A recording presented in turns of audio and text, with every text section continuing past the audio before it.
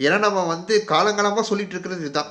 படித்தா எல்லாம் சரியாயிரும், படித்தா எல்லாம் சரியாயிரும், படித்தா வந்து எல்லாமே சரியாயிரும் அப்படின்னு சொல்லிட்டு இருக்குமே, அது பொய். உண்மையிலே பொய்.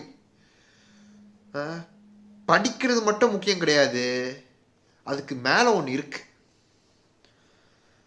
அது யாருமே பேச மாட்டாங்க. படிப்புன்றது சரி, படிங்க. அந்த படிப்புக்கு வந்து சம்பாதிக்கிறதுக்காக மட்டுமே படிக்கிறது கிடையாதுல்ல அது. அதுக்கு பின்னாடி எவ்வளோ விஷயம் இருக்கு. உலகத்தை புரிஞ்சுக்கணும், அறம் அப்படின்னா என்னன்னு புரிஞ்சுக்கணும், எது நல்லது எது கெட்டதுன்னு பகுத்தறிவை கற்றுக்கணும்.